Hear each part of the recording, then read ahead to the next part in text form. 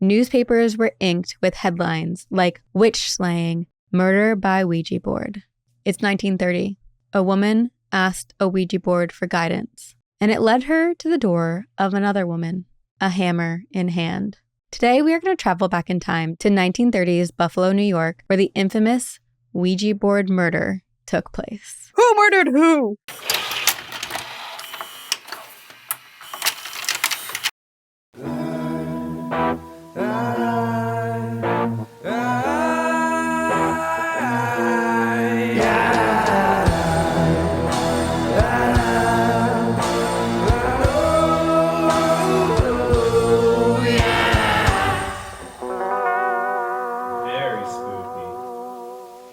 We finally have microphone stands. What do I do with my hands? Dance, jazz fingers. My right arm. There goes my bicep on the one side. Shoot, R.I.P. biceps. I'm already moving the mic. We also added some lights. We moved around. I will say Corinne moved things around. So you still have biceps from the heavy lifting. Yeah, and the mic stands, honestly, these microphones, for anyone who's never held one of these microphones, they're freaking heavy. And so it's hard to find a mic stand to hold them. We've actually gone through a lot of mic stands in the past. So when we say, we finally got mic stands, it's not like we weren't trying. We tried like 4 or 5 brands. Yeah.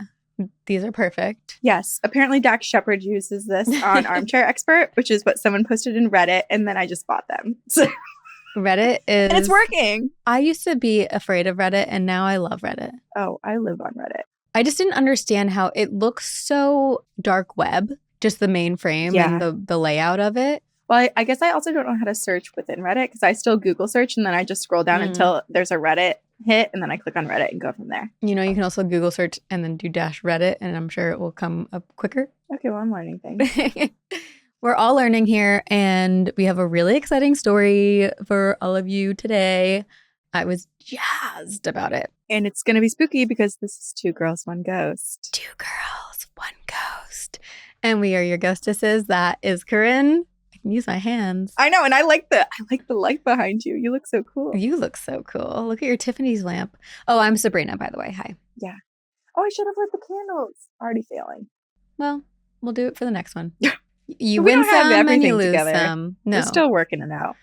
You know who we are at this point, hopefully. If you don't, welcome. This is who we are, and you're welcome. Yeah. And this is very appropriate. There's a tombstone that says, "Here lies my last fuck." That's how we feel about lighting the candles right now. Yep. I have a book recommendation, and I feel like everyone's probably going to be like, well, no shit, it's good. But The Housemaid by Frida McFadden. Every single person and their mother has been posting this on Instagram stories. Well, because they're making it a movie with Sydney Sweeney and what's her name from Mamma Mia and from Mean Girls. Amanda Seyfried. Yeah. I'm on the second book, so there's 3 in the series. I am continuously shook by the twists. What is it about? What's the quick So synopsis? the concept is this woman, she goes by Millie. She gets a job as a housemaid and she has like a sordid past and has been in prison and stuff. So like getting a job has been difficult for her, but she gets this job where she's a live-in housemaid for this really wealthy family. But not all is as it seems. And then when it seems like something, it's not all as it seems again. Okay, I need to read this because this is kind of how I felt with God of the Woods. And I loved that book so much. So I do want to read this one. Is it a horror? Is it like Parasite? Not like Parasite. It is thrillery. It's murder mystery-y. But Frida McFadden does such a good job of giving you twists that you wouldn't expect. Which is so rare. Like I feel like even when I try to make up a twist in my head that I wouldn't expect, like I can't. It's impossible to not just go with the same formula everyone else has done. Yeah. No, so good. This morning I was reading the second book and I didn't want to leave. Oh. Like I was like, sorry recording, sorry podcast. You should have canceled and then I told me to read the book. I would have just started it. it. I'd be like, okay, I'll sit in here and read. But today, we're also talking about a story that has such insane twists and turns that I never saw coming. It's a true story, and let's just get into it. There are a lot of photos if you want to watch on YouTube, but they're not necessary to the story, but they're just really interesting to like look at as we tell the story. It's 1930. A woman asked a Ouija board for guidance, and it led her to the door of another woman, a hammer in hand. Today, we are going to travel back in time to 1930s Buffalo, New York, where the infamous Ouija Board Murder took place. Newspapers were inked with headlines like witch slaying, murder by Ouija board. But the truth behind these sensationalized headlines is far more tragic and far more twisted than I ever could have imagined. I can't even fathom how this comes to be. Well, because I obviously was drawn in by Ouija board murder.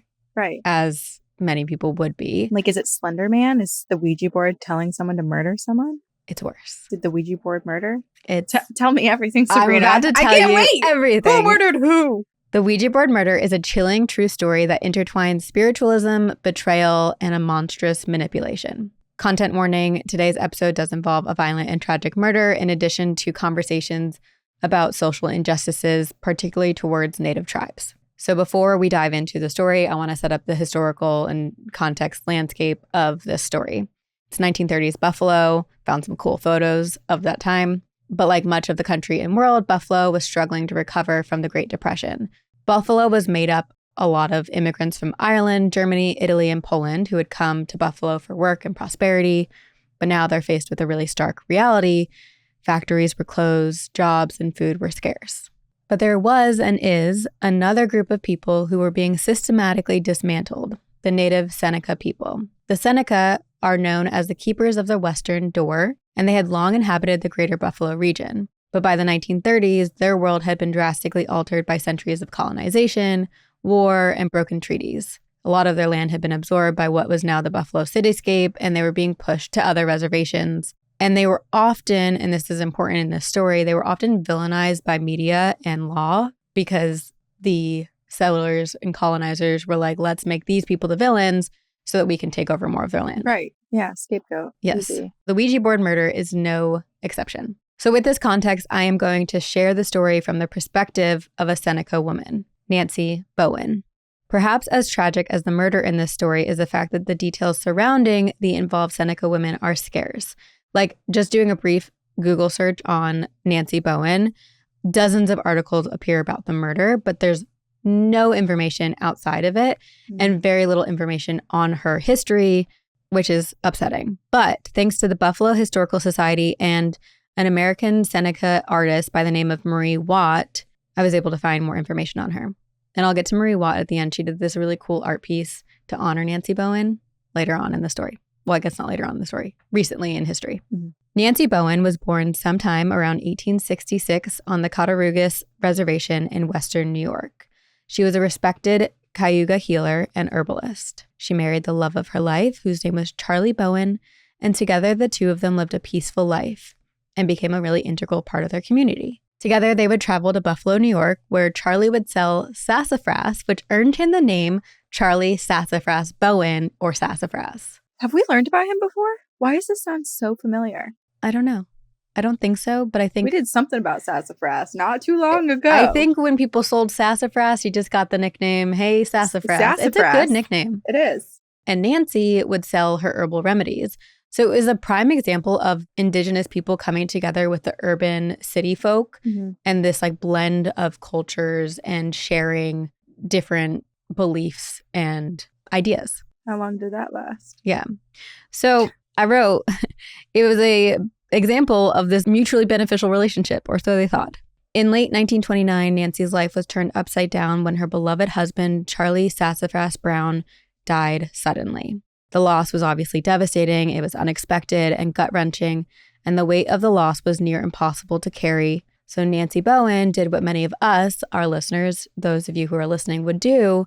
She sought spiritual guidance. Remember, Nancy herself was a respected spiritual practitioner in her community, and this community was one rich with a spiritual tradition, deeply rooted in harmony with nature, a reverence for ancestral spirits, and a very profound belief in the interconnectedness of all things living and dead. So I'm not a native. I don't have all these practices. I'm not well versed in their beliefs, but I did want to provide as context that they are very spiritual practitioners. I thought you were about to sing Colors of the Wind, because that's what I'm picturing, that you're going to be like, but I want to provide. But I do really want to sing for all of you.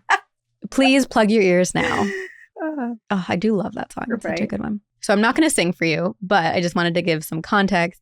Not that we all need context, because here we are all big believers in the paranormal and don't need to justify the desire to go inquire or seek spiritual guidance, especially after a loss of a loved one. But when Nancy's husband passed away, Nancy turned to a friend, a fellow spiritual practitioner, Lila Jimerson. Lila, I like that name. Millie and Lila. Millie is from the book, but... Oh, I'm at... Dude. But Millie is a good name. Lila and Nancy in this story. Lila Jimerson was born sometime around 1884 on the same reservation that Nancy Bowen was born on, and this was a close-knit community, meaning the two women knew each other. And when one member suffered a loss, the other members of the community showed up in support. I'm really so self-aware of my hands right now. Well, I'm watching them too because you're using them so much. My Italiano. So Lila was a school teacher who had been educated in white schools and had become very enmeshed in a dual cultural lifestyle, spending half of her time on the reservation and the other half among the urban landscape. In 1929, at the time of Charley Bowen's death, Lila was approximately 45 years old, although some reports vary. And again, this is an issue of like what details seemed important to reporters and what didn't. Mm-hmm. Another report said that she was 36 at the time. But Nancy Bowen was 66. So Nancy Bowen came to Lila Jimerson for support. But not just emotional support, but for spiritual aid as well. See, Nancy felt that her husband's death was a little too sudden. She felt that something was amiss. Lila agreed and suggested that they utilize some spiritual practices to inquire further with the other side. This is Sassafras who died, right? Correct. He's a businessman. He's making money. He's making trades. Mm-hmm. He's talking to all types of folk. Yep, exactly. Plenty of opportunity to make some enemies. And he seemed healthy otherwise, so it was shocking. Lila agreed. And traditional Seneca spiritual communication typically involved dream interpretation, some gatherings and rituals. They did not typically involve a Ouija board. And now this is where it would have been appropriate for us to have a Ouija board here. And the planchette flies across the room. And if you think we're going to play it, you're wrong. Just a prop. But stay tuned because we might have an update on that. Hint, hint. So they didn't typically involve Ouija boards, but at this time, Ouija boards were quite popular in pop culture and becoming quite a phenomenon. They were patented in 1891 and made their rounds during the spiritualism movement. And now in the 1920s and 1930s, they were very commonly used. And I found this like advertisement for Ouija boards, and I don't know specifically what year it is from, but I think I searched 1930s Ouija board ad and it said, special low price offer, $1. So they were accessible. Yeah. Even conversion, like even if that was like $20, I feel like that's still right. You could buy a Ouija board, especially if this is something where you're in your own practice, like you're helping other people connect to the other side. Mm-hmm. And Lila also grew up, you were saying, in this sort of like limbo of Seneca practices and literally white culture. Yep. And boom. Right. So Lila, like I said, was living this enmeshed life. So she liked integrating the more Americanized modern practices with her own native ones. So there she is. She whips out her Ouija board and she's like, hey, Nancy, let's use this as a bridge to connect to your beloved Charley. Again, details here are a little bit unclear, but apparently over the course of multiple seances and Ouija board sessions, something very chilling became apparent. Nancy was apparently correct in assuming something suspicious with her husband's death.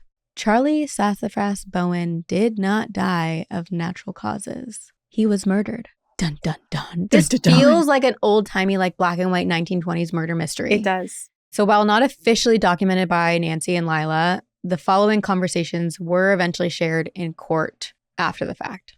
Nancy and Lila sat in a dim, candlelit room, Ouija board between them. Nancy prayed for one last encounter with her late husband, Charley. She pled for his presence, for his spirit to come through, for closure. That's what she thought she was looking for. She closed her eyes, took a breath, and together, her and Lila placed their fingertips on the planchette. A chill ran from the top of her head to the soles of her feet. The energy in the room became charged. There was a connection formed with the other side now. Nancy asked to speak to Charley. She wished to tell him how much love she had for him, how his departure had turned her life upside down, how she missed him, and how her soul ached for his. How despite his absence, he remained a constant in her mind and in her heart. She felt life had grown bleak and gray without him. Now, contact with the other side and with the deceased is never certain, so Nancy did not know what would happen. She could only hope. And then the planchette moved slowly. B, E, Y, O, N, D. Beyond. Did that mean they had connected to a spirit on the other side, Charley, who resided in the beyond? Before long, more messages began to be spelt. T, H, E, Y, K, I, L, L, E, D, M, E. They killed me. Nancy could not believe it. I literally have chills. Can you imagine being in this Horrifying. position? So the two women, head to the soles of my feet. chilly willies. Goosebumps. So Lila and Nancy, obviously, like you can imagine, just like the energy in this room is so palpable, and they're wondering who killed you, Charley? Right. Nancy is more desperate than ever. She needs these answers. Who killed her husband? Did she have any suspicions, or was she going in blind? She was going in pretty blind. I mean, she had suspicions that there was some type of foul play, but she didn't know anything. Was. Yeah. In what was surely the most intense and yet clear communication with the other side, the two women received all of the answers they needed. Truly all of them. Charley's spirit continued to share the details of his murder and even named his murderer, a woman named Clothilde. Clothilde was a witch. And not only did Charley's spirit give this name, he gave her address. She lived on Riley Street in Buffalo, New York. Was this an affair? So Charley continues to describe the woman in great detail. She's short in stature. She has bangs and missing teeth. Of course, Nancy wanted to know more, and she really wanted her husband back. Knowing that that wasn't possible, her desires turned to justice. Now, more than ever, she wanted justice for her husband's death. No, not just death, her husband's murder. Then the planchette went still. The candles flickered, and it appeared that Charley's spirit had left the room. Lila and Nancy closed the session, and Nancy looked to her friend Lila, perplexed.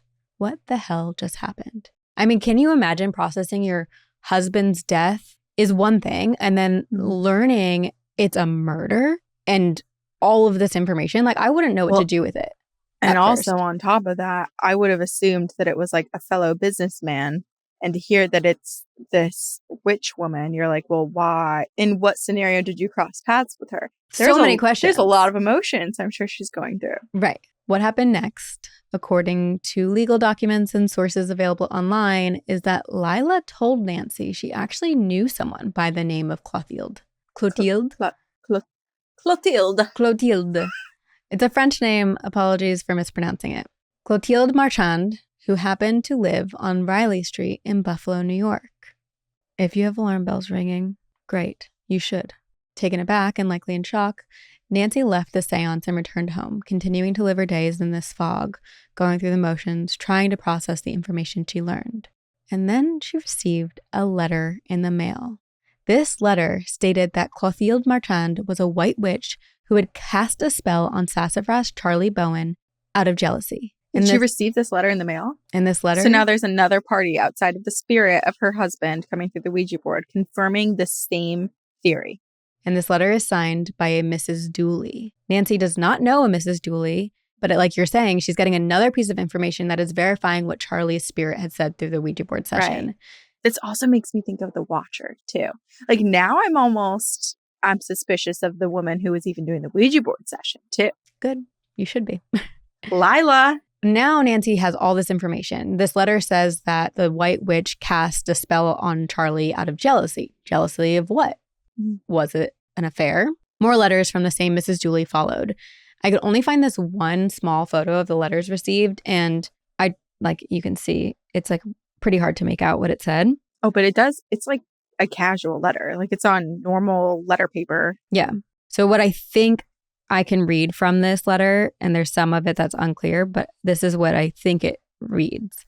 It's dated February 5th, and it says 29, but I think the year is actually 1930. So that might just be, it's a new year. You always write the wrong year by accident. Right. So it says, Dear Mrs. Bowen, I have known Charley for years. He always a great help to me. I am so sorry to say that he is killed by witchcraft. Now you are going to die very soon too, with a witch. And then there's some stuff that's unclear. Your body, unclear, in mud. No, there is a woman do made a doll out of you. She made a doll, grease oil. So the rest is pretty unclear, and it's only like a small little image of the letter, so it's not the full letter. But these letters are detailing Clothilde Marchand's actions as such. Her witchcraft didn't work so good, so she, Clothilde, decided to kill Charley. This is also making me curious if there was another person who was this sort of like psychic medium who was doing automatic writing and getting these messages from specifically Sassafras. Like he's watching all this happen and he's trying really hard to tell someone. There's a lot of confusing questions that come up in this whole story. There's too many players. So many players. So even further, this Mrs. Dooley warns in her letters that Nancy would be next and that the only course of action to take in order to protect herself was to kill this witch, Clothilde Marchand. After the Ouija board communications and the collection of ominous letters, Nancy Bowen was so convinced that Clothilde Marchand had murdered her husband and would soon come after her. She was determined to get justice. So on March 6, 1930, Nancy Bowen traveled to 576 Riley Street in Buffalo, New York, and knocked on the front door to confront Clothilde Marchand. She knocked on the door with one hand, and in the other hand, she gripped a hammer. Clothilde Marchand answered the door. Nancy Bowen confronted her, asking if she was indeed a witch who had killed her beloved Charley. According to Nancy, Clothilde was dismissive, but ultimately did verify the claims that she was a witch. And content warning, there is detail of a murder here and also some upsetting information in the next 30 seconds. Nancy then chloroformed Clothilde Marchand and beat her to death with the hammer before fleeing the scene of the crime. Later that day, 12-year-old Henry Marchand, Clothilde's youngest son, returned home from school only to discover the gruesome and bloody crime scene. His mother's lifeless body lay sprawled across the first floor landing. Poor Henry ran to the nearby science museum to get his father and 2 other brothers. Police were called and an investigation began. Now, most times when you look up this story, it starts here, where Clothilde Marchand's body is found at the foot of her stairs, and it's the story of a young boy returning home to find his mother dead at the foot of the staircase. From an investigative standpoint, I guess that makes sense that this would be the beginning of the story because that's the murder. If you're a cop, the suspicious death. Correct. So investigators find her body. And for some time, they think it's an accident that Clothilde had fallen down the stairs to her death. But of course, as we know, this story is far more complex and far from over. So police and medical examiners brought 52-year-old Clothilde Marchand's body into custody. And with the discovery of bloody gashes and the odor of chloroform, they determined that this was no accident. This was murder. The murder hit newspaper stands immediately. Clothilde Marchand was a prominent figure in Buffalo society, married to an even more prominent man, Henry Marchand, who was a prolific artist. And a little bit of history about Clothilde. She was born in France, either in late 1877 or early 1878. She moved to America with her husband, Henry Marchand, who was a renowned French-American sculptor and diorama artist, and together the couple had 3 children. Clothilde was said to be a very supportive wife and mother who took a backseat to her husband's career, a wallflower, although perhaps not by her own volition, but because society in that time placed women in a role and there was very little to get out of that role. And husbands put women in a role too. As is common, still to this day, the police, they had their primary suspect was Henry Marchand, Clothilde's husband. They called him in for questioning, but he had an alibi, and soon after, neighbors reported that they had seen an elderly native woman in the neighborhood, which led police to Nancy Bowen. And I don't know what pieces were strung together to get to Nancy Bowen, but they did. They got to Nancy Bowen. Nancy Bowen was taken into custody and questioned, where she immediately confessed to the murder. Wow. Nancy had admitted she killed Clothilde Marchand, but she felt justified in doing so because Clothilde Marchand was a witch who killed her husband and then was going to kill her too. How do you... But she has the letters. I was going to say, she actually does have tangible proof now because it's not just like, oh, the spirit of my dead husband told me through a talking board. Right. She also received a letter and she has a witness, which is Lila. Right. So she's sad, obviously. She's remorseful and sorrowful, but she also feels justified. She's like, I did the right thing. I had to do this. This was the only course of action I could take. Because she's fearing for her own life now, too. Absolutely. And the police don't typically go, yes, the old witch killed my husband, so I killed the witch alibi very seriously. But then they began to uncover an even more wicked plot and an even more malevolent manipulation. So Nancy disclosed the events that took place following her husband's death, the Ouija board session, the letters. And it became clear that Lila Jimerson had taken advantage of her grieving friend for her own murder plot. Because Lila Jimerson was romantically involved with one Henry Marchand, Clothilde's husband. Oh my God. Isn't this wild? Also, so fucked up. Because she knows that they have children. But it gets even more fucked up. On March 7th, 1930, both Lila Jimerson and Nancy Bowen are arrested for the murder of Clothilde Marchand.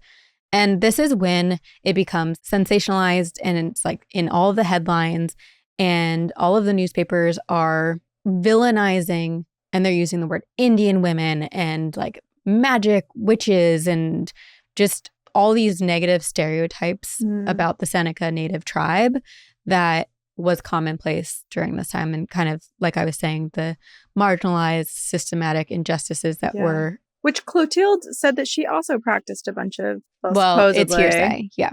Yeah. But the case was far from closed and the truth was yet to be revealed, for something much more malicious lay beneath the surface.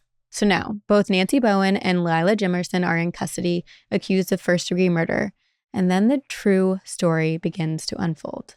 Like I said, Henry Marchand was a well-known artist, known for his highly detailed wax figures and dioramas. His art, though, is absolutely unimportant to me, and I refuse to show it on this podcast or give him any time of day because this man deserves no recognition.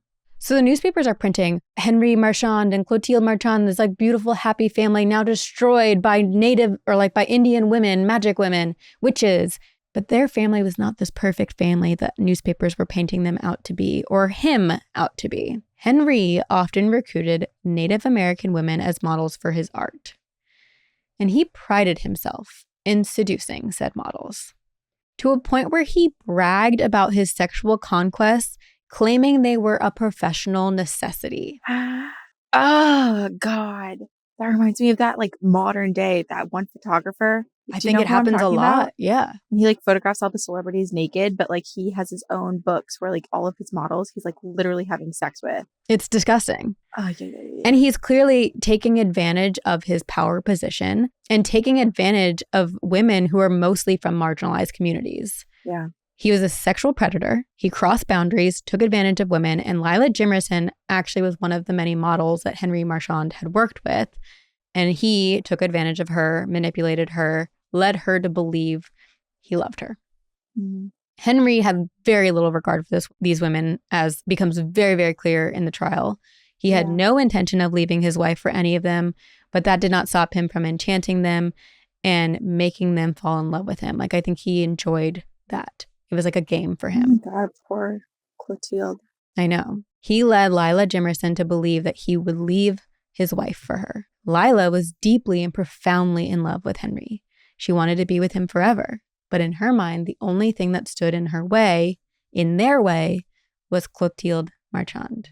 I believe Henry made Lila believe that the only thing standing in their way was Clothilde. Like, he is a master manipulator. He knew what he was doing. He was taking advantage of all these women, and he loved the fact that they loved him. And, like, they almost would do anything for him. So when... It's just like, tale as old as time. Can we just collectively stop with these people? Right? The end of men. The lesson of this story is men are bad. It's just like the same type of guy exists in every single generation. I know. And people, Well, now think about like the way he acted, and like then it passes on to like his children, and then, you know, it's just... Yeah. Which is also a lot going on. And when you read Housemaid, there's a lot of that as well. Like, it's just generational trauma passed down and continuously. Someone needs to stop it. This is how Lila is feeling, and she has been led to believe the only obstacle that is getting in the way between her and Henry being together forever is Clothilde.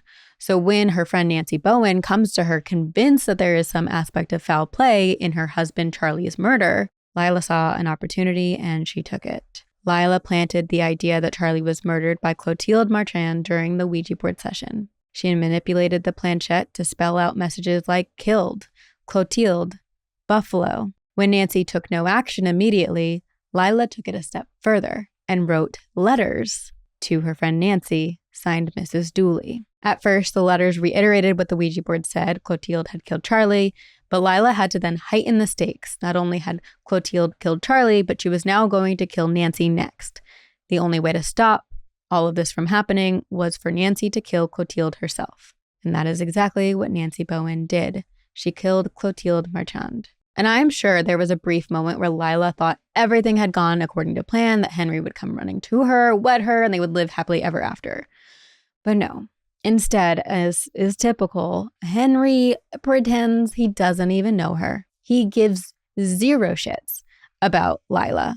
He's ice cold to her, not a care in the world. Then the trial of Nancy Bowen and Lila Jimerson begins in May 1930 and lasted about 2.5 weeks. And I'm going to stand very firmly on this.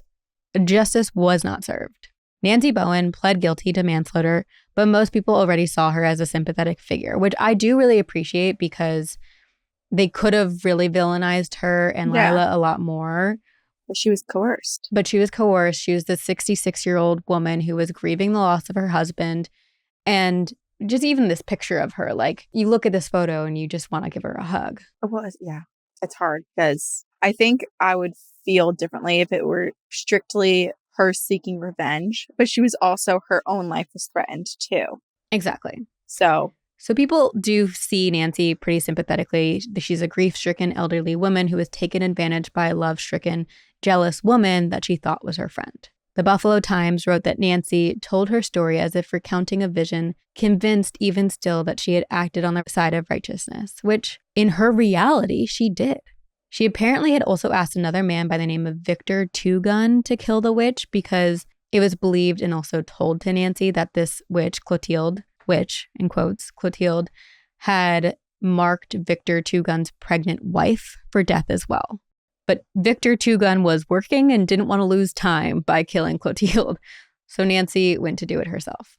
Newspapers loved this Ouija board witchcraft angle. There's a bunch of photos that I'm including in here that have newspaper headlines.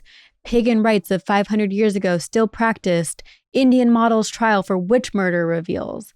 Confessions of Indian women say Ouija board magic, forced killing. They're just like really leaning into it. Yeah.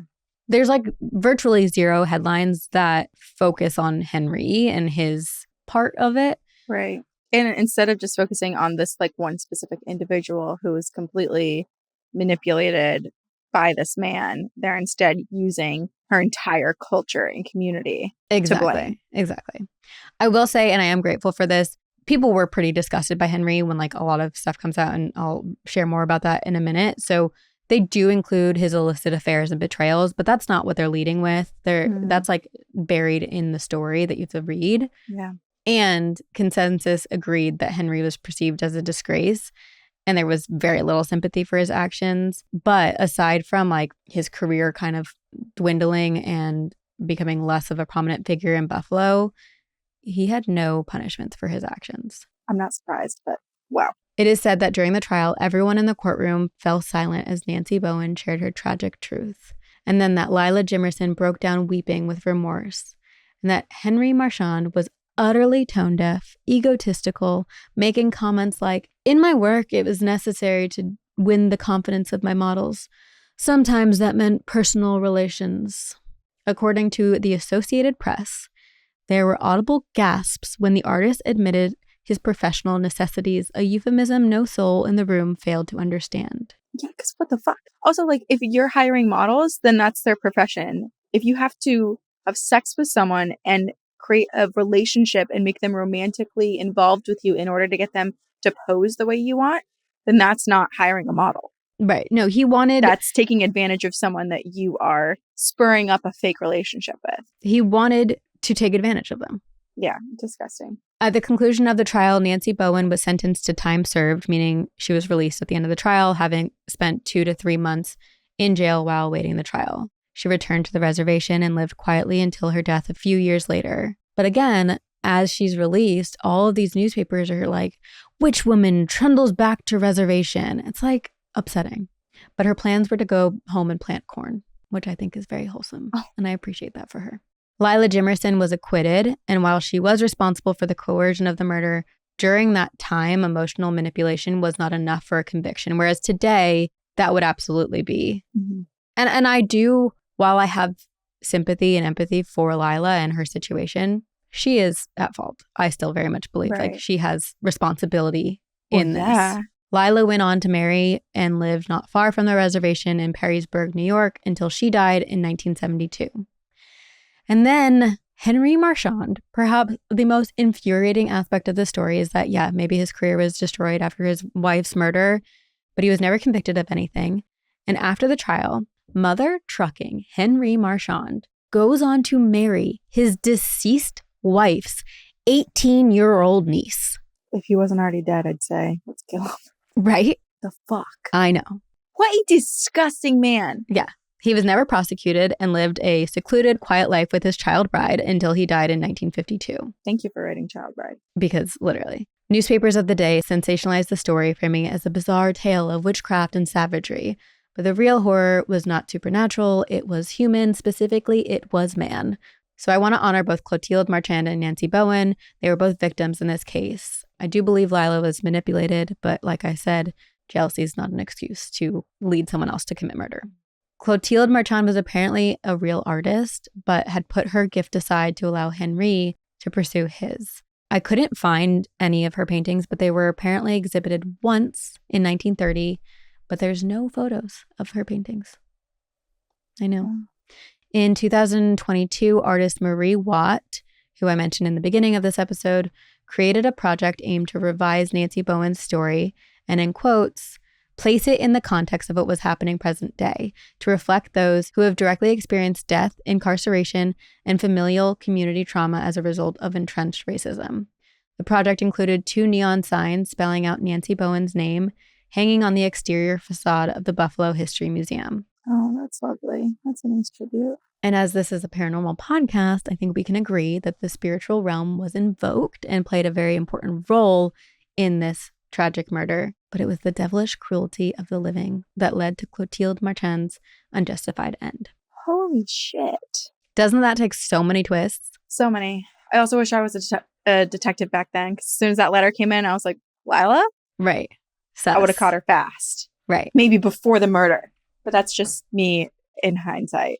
Right. Looking at what you've written. Right. I definitely wouldn't have. But like, you can really see it from Nancy's perspective and like. Well, and also like at the time, just so many different cultures and yeah, just being a woman at that time and an elderly woman and already just so much going on. And like, she's friends with Lila. Like, she sees so much. I'm actually shocked that her friendship, like, it seems like Lila was so in love with this man. I'm actually shocked that she didn't try to like parade that information around and that Nancy didn't already know about him.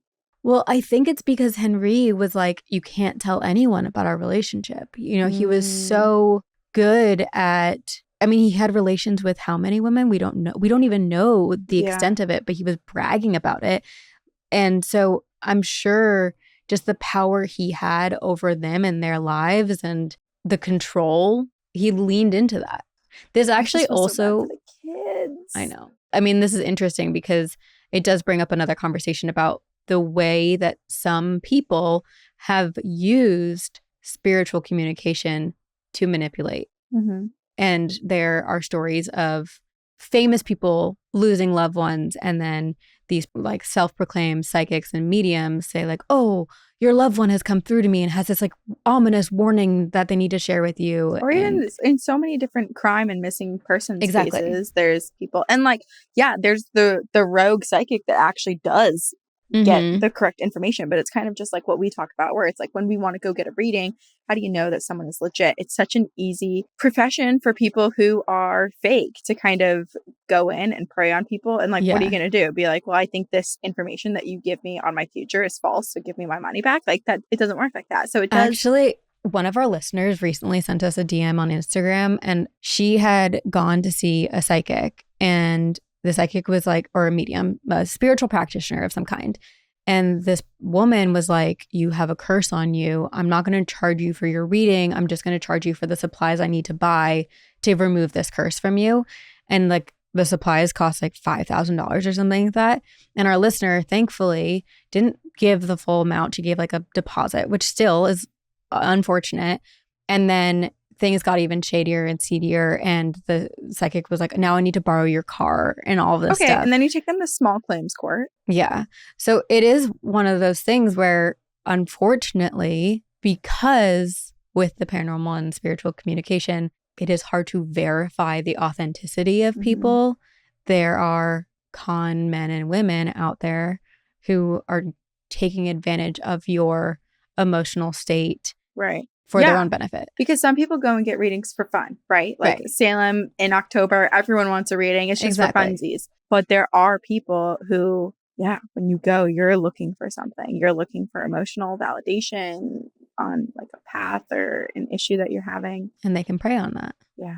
I want to say like there were some kings who had their own oracles. Right. Yeah. And people who just make every decision based on. But it's like if you find someone who is legit, I'd be so tempted too. But it's finding someone who's legit that that's the sometimes is difficult. And I feel like everybody who has a story about someone who was really legit, you're like, who did you go to? And they're like, I can't remember. Right. You're like, what?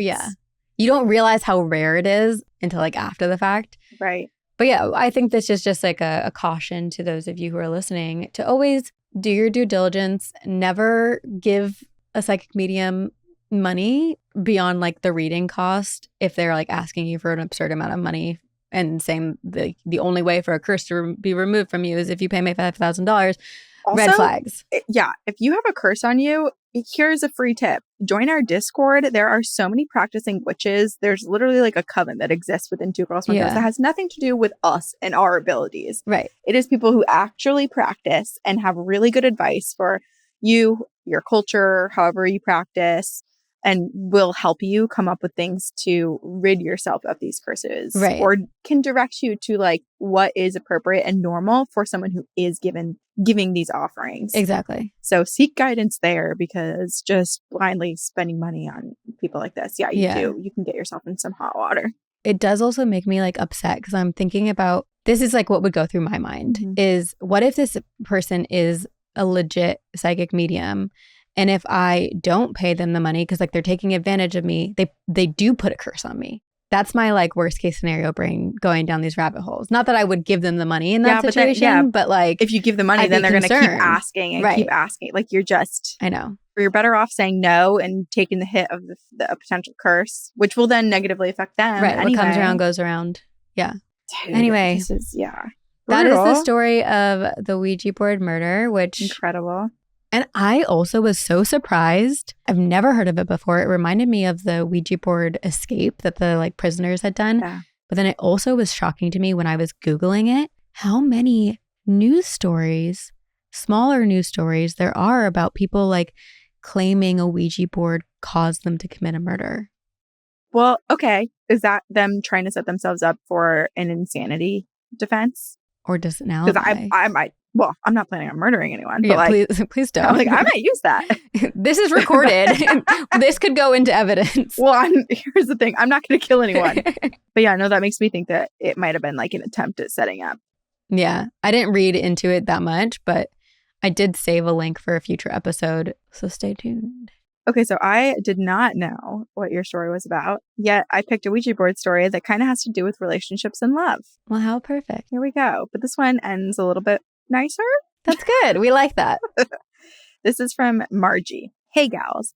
I'm currently binging trying to get caught up, and I'm listening to Encounters 127, where Julia shared her mother's experience, and the board gave the name of her future husband. So this reminded me of what my dad always told us happened to him when he was young.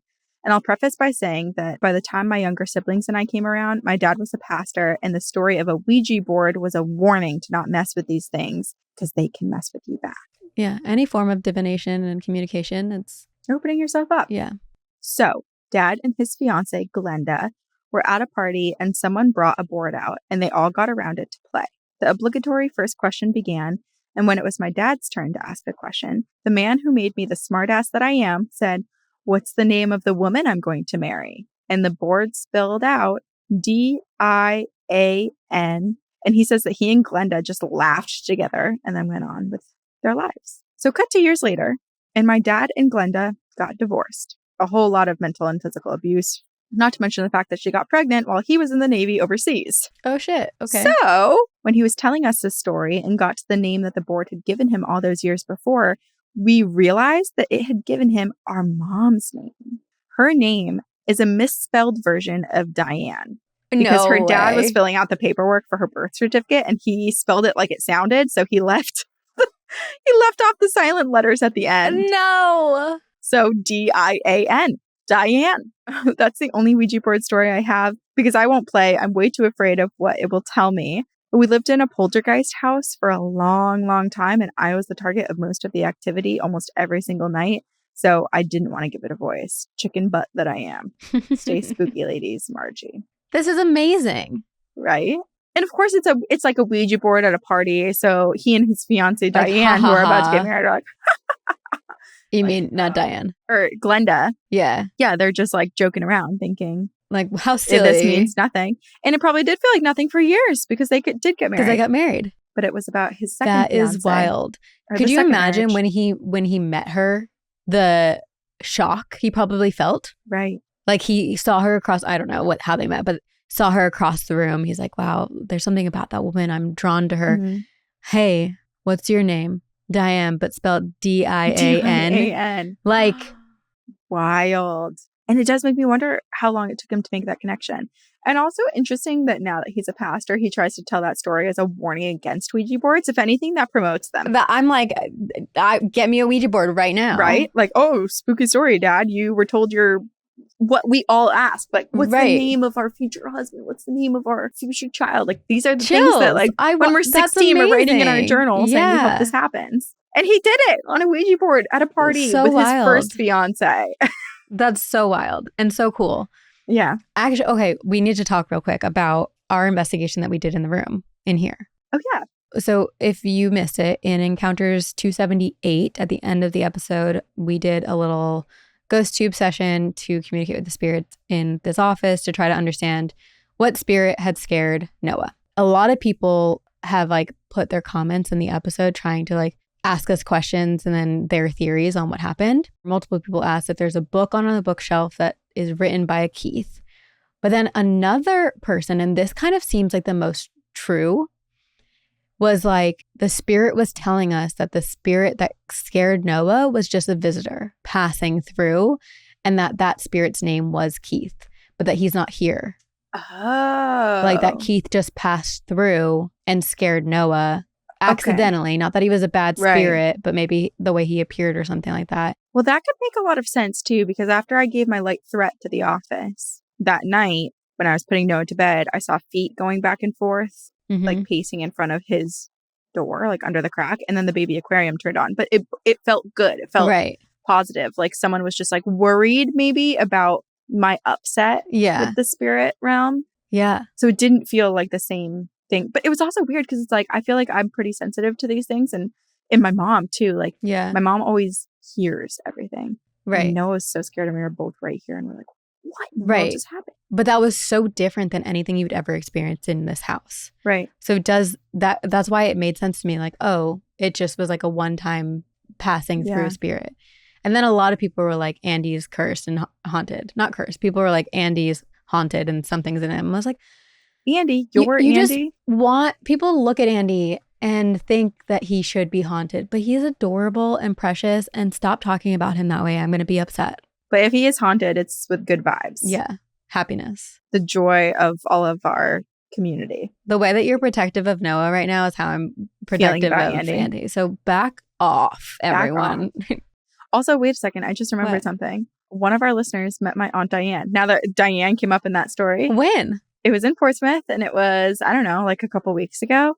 My Aunt Diane didn't even tell me. My mom told me. She was like, so funny. Okay, so my Aunt Diane works at her friend's liquor store or whatever. And this woman like whipped out a wallet and it had a Ouija board on it. And then Diane like struck up a conversation like, oh, do you like that stuff? Like, oh my gosh. I have a niece that is into all the spooky, creepy niece. spooky shit. Yeah, and the woman knew Two Girls, One Ghost, and apparently it gave Aunt Diane a handshake. So Diane got a handshake from this listener. I have yet to receive one. I'll give you a handshake. Thanks. Yeah. Nice doing business I'm with so you. Clammy. You are. Give us your handshakes and also your ghost stories. Email them to us at twogirlsoneghostpodcast@gmail.com. If you don't watch to this point, look in the show notes. That's where all of the information is, if you're wondering, although you've not made it to this point. So I'm telling this to people who do know. Anyway, but if you're looking for any information about the episode or how to contact us, show notes, description, it's all there. You can watch on YouTube if you're not already. We're on every listening platform. And one thing that does really help is rating and reviewing and telling everyone else. Yes. Liking, subscribing on YouTube. And also, if you want bonus content or episodes ad-free and 1 week early, join us over on Patreon.